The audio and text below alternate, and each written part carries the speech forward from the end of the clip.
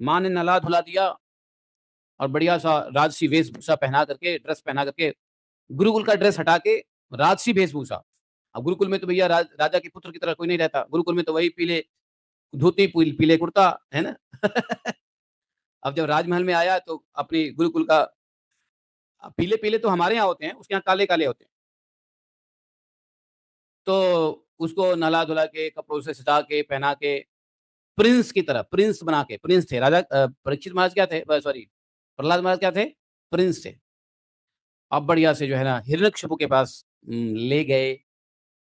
प्रहलाद अपने पिता के चरणों में जैसे ही प्रहलाद महाराज गए, हिरण्यकशिपु को देखा, अपने पिता के चरणों में दंडवत किया, लंबा दंडवत किया।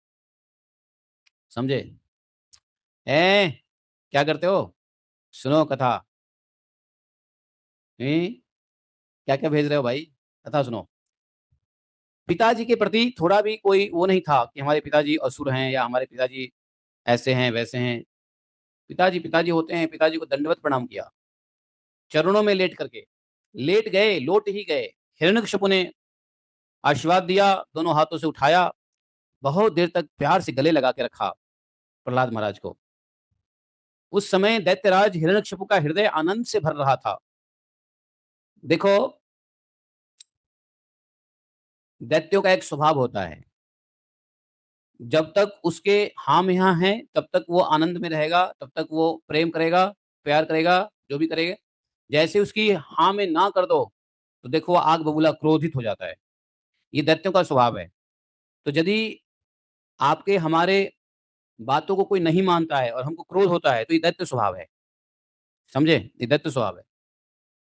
हमें किसी ने कुछ कहा और हमने किसी से कुछ कहा और वो नहीं माना, तो गुस्सा करना किसका स्वभाव है? दैत्य का स्वभाव है। ये मनुष्य में भी दैत्य के स्वभाव पाए जाते हैं।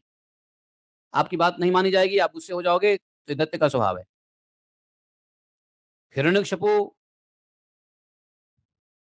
के हाँ में हाँ मिलाओ, तो खुश, और थोड़ा-सा भी उसके दुश्मन की बात कर दो, तो कितना क्रोधित हो जाता है। अभी तो बेचारा प्रहलाद महाराज को गले में लगा करके क्या कर रहा है मालूम है? प्रहलाद महाराज को गले में लगा करके हिरण्यकशिपु बड़ा आनंद ले रहा है।